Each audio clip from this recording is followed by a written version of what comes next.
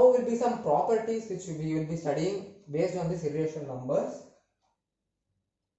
So as I've already told you, your number a power 1 by 2 can be written as root a, right? So instead of this 2, 1 by 2, I can write root a power 1 by n, any number instead of n. 1 by 2, 1 by 3, 1 by 4, 1 by 5 can be written in the form of nth root of a. So if it is 2, a power 1 by 2, it can be written as second root of a or square root. If it is 3, a power 1 by 3, then it can be written as third root of a or cubed root. If it is 1 by 4, it can be written as fourth root of a, and I don't have any other name for that. So yeah, so square root, your cube root, and your fourth root of a, and correspondingly your fifth root, sixth root, seventh root of a can be obtained when you substitute the values for n appropriately. So if you are asked to find what is a power 1 by 7, or what is 2 power 1 by 7, well, it is 7th root of 2, right?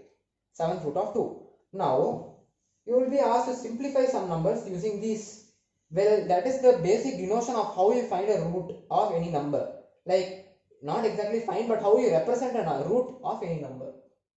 There are things which you should know before you are operating on irrational numbers, like some properties. Root over a into b. A into b equals root a into root b. I have already told you about this property. Root over a into b will be root a into root b. You can split them and write it in terms of product. Now second property will be root a divided by root b.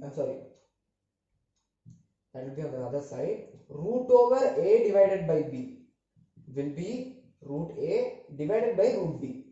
You can split them on the denominator and numerator as well, the same way you did on the first case. Now as of the third one, that will be multiplication of two irrational numbers, which will be root a plus root b into root a minus root b. Now this is a case where you have to multiply these two. This is not exactly a property, but this is a case. Suppose instead of a and b, suppose there are some numbers over here. Now you have to multiply these two. How will you do it? Simple. You do it in the same way. If there are rational numbers over here instead of this root, you multiply them, right? Suppose x minus 5 and x plus 2 is there. That is also the similar case, right? A and b, this is 5. So x minus 5 and x plus 5 is over here, right? So you do it in the same way which you have done it already. A plus b into a minus b will give you a square minus b square, right? Now a plus b into a minus b, instead of a you have root a, instead of b you have root b. So root a the whole square minus root b the whole square. So a plus b into a minus b will give you a square minus b square, but instead of this a you have root a over here, and instead of b you have root b. So root a plus root b into root a minus root b will give you root a square minus root b square. Now what is root a square? I already told you root a square is root a into root a. Root a into root a. Now what is root a into root a? Root a square root of a and square root of a will give you a. So similarly square root of b into square root of b will give you b. So this will be a minus b. That is all. So that is how you simplify the product of two irrational numbers. Finally your answer will be a minus b. I'll write it over here. Now similarly, when you are given with changing these signs, you will appropriately get the answers as well. What if when you multiply something like this, a plus root b into a minus root b? This is the same case, a plus b times a minus b, where instead of a there is a only, but instead of b there is root b. This is the second part. So a plus b into a minus b. What is a plus b into a minus b? A square minus b square. So instead of a there is a square, and instead of b there is root b. So root b square. Now a square is simply a square. But what is root b square? Root b square is root b into root b. So what is square root of b into square root of b? It is b only. So b square. It's b only. So root b into root b is only b. So a square minus b will be your answer in this case. Will be your answer in this case, yeah. So this is the case where you add two irrational numbers or subtract two irrational numbers and take a product of them. And this is when you have a rational number and irrational number in combination and have a product of them. So yeah, you simply apply your identities and solve them out. So the next property or the next case will be, suppose you have different numbers instead of a and b. Root a plus root b into root c plus root d. Now what will you do in this case?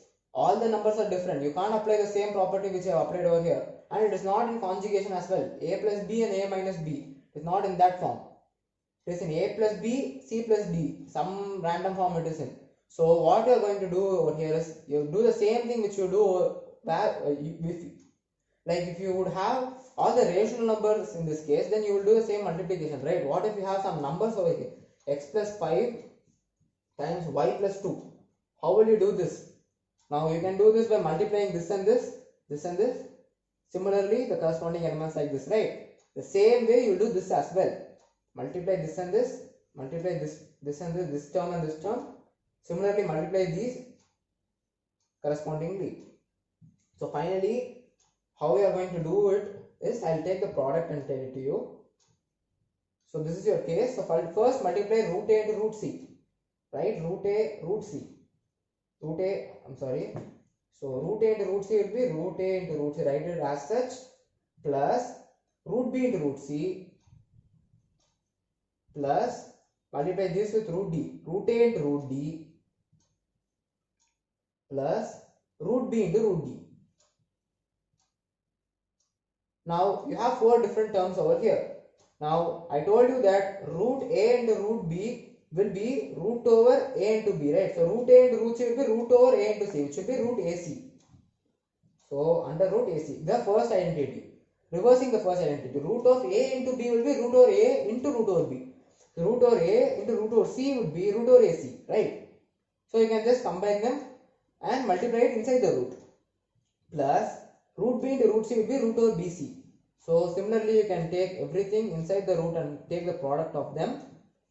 And finally, this will be your result. So I'll write over here, root a plus root b into root c plus root d equals root over ac, root over bc, plus root over ad, plus root over, what is left over, cd. Yeah, no, not cd. What is left over here? bd is left over, root over bd. So yeah, these are the terms. So that is how we multiply when four different roots are given in your product form. Now, for the fifth case, I'll write it over here.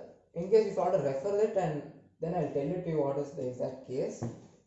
Now, for the case of your fifth property, what they have asked us to find is, the sixth property, what they have asked us to find is root a plus root b the whole square. Now, you know what is a plus b the whole square. You have to find what is root a plus root b the whole square. So basically what you do here is apply the same formula. What is a plus b the whole square?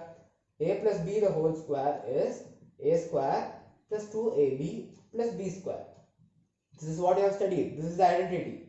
Now instead of a there is root a and instead of b there is root b. So simply apply instead of in the final product you apply instead of a root a and instead of b root b. So when you have applied the same identity over here, you will be obtaining root a the whole square plus 2 times root a times root b plus root b the whole square. So you understood over here what I am doing over here, right? Instead of a I am applying root a, and instead of b I am applying, whereas in the places of b I am applying the root b. So finally when simplifying this, root a the whole square, you know root a the whole square is a, right? And root b the whole square, you know it is b. Now 2 into root a into root b. The first identity, root a into root b is root over ab. So 2 root ab. This is the final equation you get. You can't simplify it further. This is the final, and this is how you take the square a plus b the whole square of irrational numbers. So that will be all for all the six properties which we will be studying.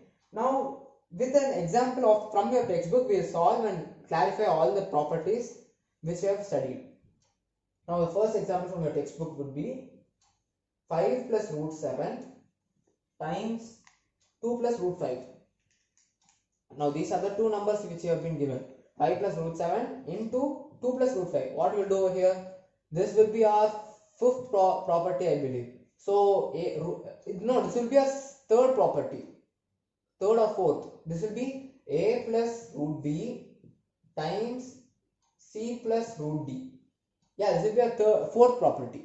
So according to your fourth property, you had a negative sign over here in your fourth property. So that wasn't our fourth property. This will be our, well, you can't always rely on properties, right? I'll tell you how to do this, but it will be a variation of your fifth property, fourth and fifth combined. So over here, what you do over here is same, multiply these two correspondingly. So 5 into 2 will give you, remove this might be a bit confusing. So first 5 into 2 will give you 10 plus 7 into root 2, sorry, root 7 into 2 will give you 7, root 2, take this multiply sign as well, it doesn't matter. So plus, now we multiply it with this, 5 into root 5 plus root 7 into root 5. Simply take it like that, root 7 into root 5. Now when you start simplifying, the second step would be take the integers as such. 10 is the 2 into root 7 can be written as 2 root 7, right? I can, instead of multiplication, represent it like this. By now you should have been adjusted to this notation. Now 5 into root 7 would be 5 into root 5 would be 5 root 5. And in this case, well, you know this, root a into root b would be root over ab. So root over 7 times 5. So 7 times 5 would be 35. So 10 plus 2 root 7 plus 5 root 5 plus root 35. This is your final answer. Now for your second problem of this example, we've been given yet another two numbers, 5 plus root 5. This would be an easy problem. 5 plus root 5 into 5 minus root 5. Well, you know this identity, a plus b into a minus b, right? Where a is 5 and b is root 5. So what is a plus b into a minus b? A square minus b square. So instead of a, you have this 5 square minus b square. What is b? Root 5. So root 5 square. Now when you start solving this, 5 square is 25 minus root 5 square. What is root 5 square? Root 5 square is 5. So 25 minus 5 will give you 20. This will be your final answer for this problem. I recommend you to solve along with me so that you can get a clear idea of how to apply these properties for each problem. So take a pen and paper and sit beside me and start solving these problems until you get familiarized with all these properties. Or if you are already familiar with these properties, then yeah, well, follow along with these properties where I move on to advanced concepts based on these. So our next problem will be your third problem from the example, which would be root 3 plus root 7 the whole square. Well, this is our last property, right? We studied that it as a last property, a plus b the whole square. A square plus 2ab plus b square. Now, instead of a you have root 3 and instead of b you have root 7. So what is the expansion? A square plus 2 times a, which should be root 3, times b, which should be root 7, plus b square, root 7 the whole square. Now when you start solving it, root 3 the whole square is 3. 2, I'll write that first, root 7 the whole square is 7. Now 2 times root 3 times root 7. First simplify this, root 3 into root 7, root over 7 into 3, which should be 21. So 2 root 21. Now you can tell 7 plus 3, what is 7 plus 3, right? You can group these integers, 7 plus 3 is 10. So 10 plus 2 root 21 is your final answer. So yeah, that simplifies all our properties into one session of a problem. So that concludes all the properties of the irrational numbers, and that concludes all the points for this video.